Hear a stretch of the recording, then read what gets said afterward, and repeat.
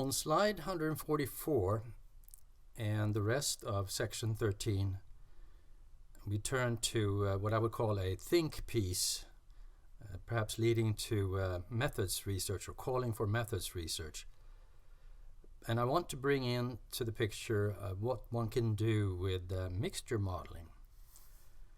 So here I'm talking about allowing for a trend still, and I'm going to use longitudinal latent class analysis as a first example of growth modeling that can allow for very flexible curve shapes where linear and quadratic modeling wouldn't be relevant, for instance. Now, LCA is typically used for cross-sectional analysis, but we use it here for longitudinal analysis. The software doesn't care if these 8 variables are longitudinal or just indicators of a latent class variable C. And we're going to see that this latent class variable can serve as a non-parametric representation of a combination of growth factors. And that is not specifying necessarily a normal distribution for the random intercept. With mixtures, you can use both maximum likelihood and Bayes, but Bayes with mixtures can be problematic. And essentially, Bayes has this problem of label switching, that is, classes change order over the iterations or over multiple chains. Using chain equals 1 can be helpful, but it could still be an issue. But a more basic problem with this modeling framework is that it only allows for one latent class variable influencing all time points and doesn't account for the correlation that probably is present for closely spaced variables in time. So closely spaced measurements in time. That's why we brought in the autoregressive feature. Using AML with mixtures, we can add at least residual covariances using the Rescov parameterization. And we're going to take a look at that in this application. Bayes can add autoregressive features, but it will have convergence problems due to mixtures if you're not very, very careful. So on slide 145, we take a look at the pictures showing LCA with residual associations across time. So we have these pairwise correlations. So correlations between the variables, even conditional on the latent class variable. So conditional non-independence. And this parameterization was introduced in 2015 in the SEM journal. And it's done very simple. It looks like this. You specify how many classes you want for C, and then you specify that we have a type equals mixture model, and the estimators MLR, processors equal 8, setting off different starts here, 80 in the beginning and 20 at the end, and then parameterization equals Rescov, which means that we can, in the overall part of the mixture model, say that we have Y2 through Y8 pairwise with Y8 through Y7. So Y2 with Y1 up to Y8 with Y7, corresponding to these double-headed arrows. So it's not autoregressive relationships between these residuals, but pairwise correlations. Here we also add the plot command for a series so we can see what the corresponding curves, estimated probabilities across time, look like. On slide 146, we see a series of models applied to the binary abstinence variable, so 8 time points, using mixture modeling. And I have several of the outputs for these models on the website for the Webtalk.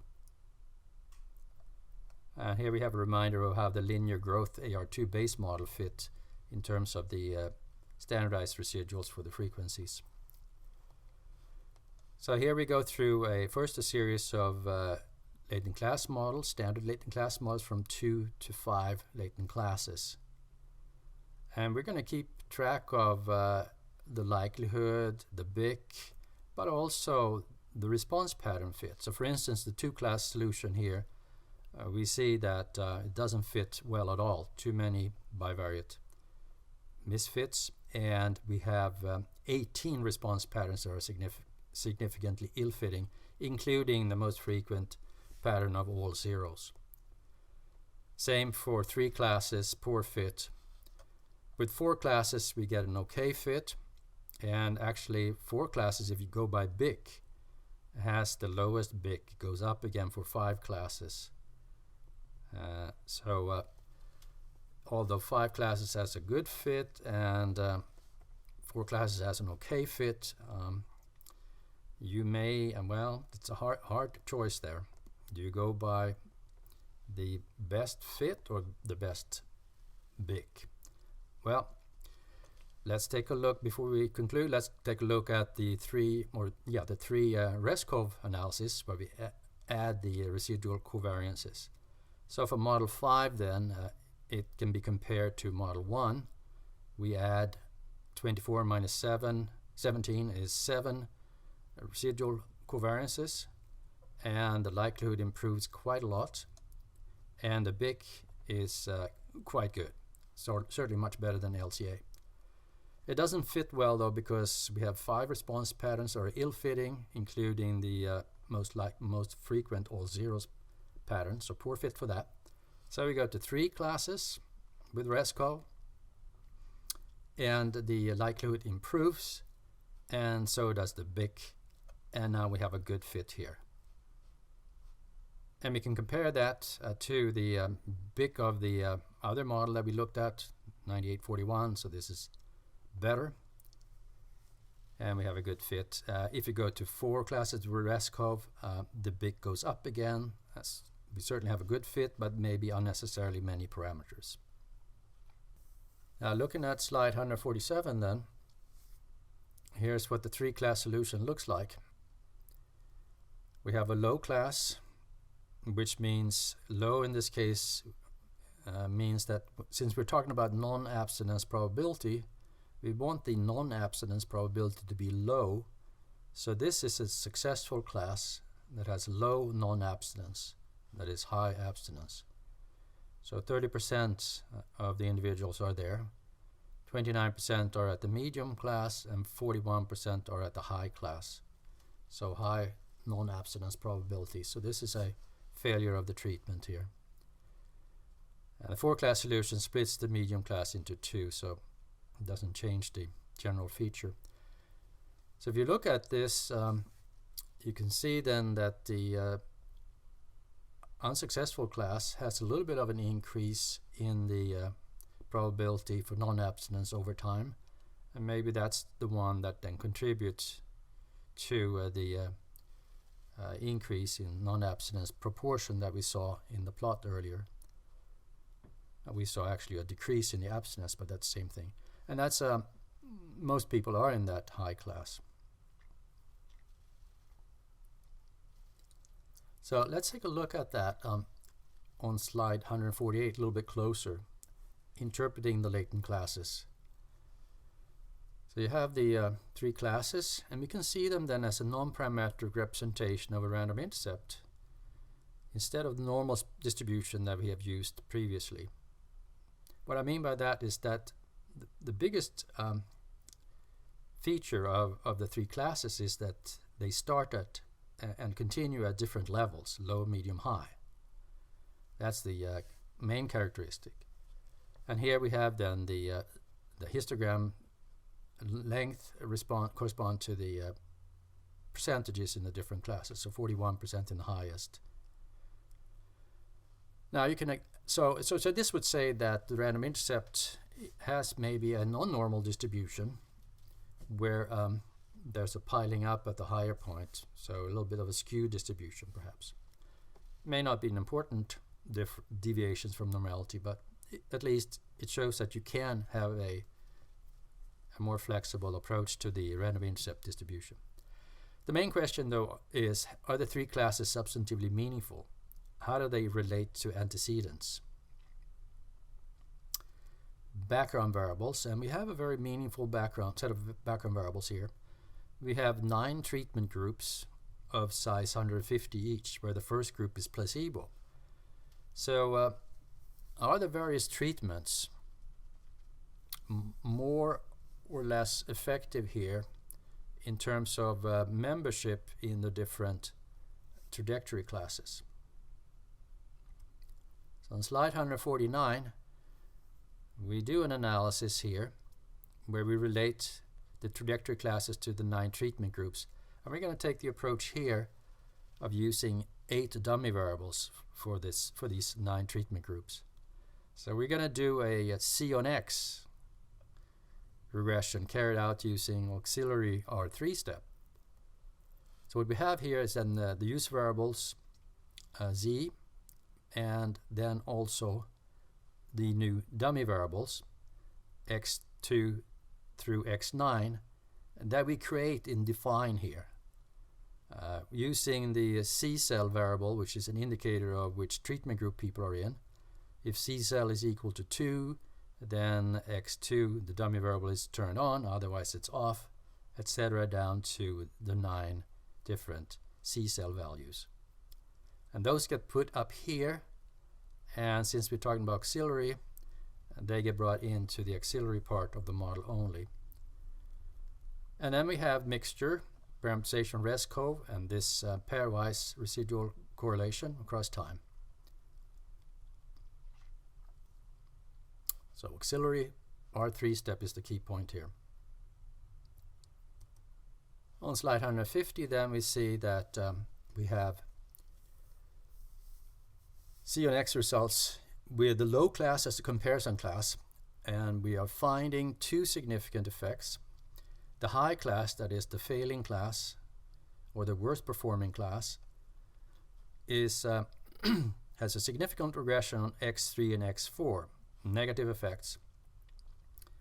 That means that the being in group X3 or X4 lowers the odds of being in the high class relative to being in the low class. And you can translate that into probabilities as shown in towards the end of the User's Guide chapter 14. So only 2 of the 8 different treatments, when comparing to the placebo group, that were significant, and that's naltrexone treatment and naltrexone plus acamprosate. So here's a research question then. Now this is an interesting finding, and mixtures may be a good way to tease out different trajectory classes. That is, we're still in the context of looking at different types of trajectories and trends. How do you connect this model to the RIAR thinking and the bivariate RI-CLPM? That could be an interesting methods research question, and maybe one would, in addition to having the latent class variable, try to work with residual dynamics, taking out the residual after taking out the latent class variable. We did it through Rescov, but you really want to have an autoregressive residual. And how do you do that? It's very difficult with maximum likelihood due to high dimensionality. How do you do it with Bayes? And that's an open question. Turning then to yet another mixture approach, growth mixture modeling, GMM, where we have a latent class variable lying behind the intercept and slope factors, growth factors. And here you have a reference to that, a URL that you can click on, a book chapter with lots of examples. So, but this needs now a particular growth shape, ISQ type of approach, chosen beforehand or perhaps via the LCA that we just did.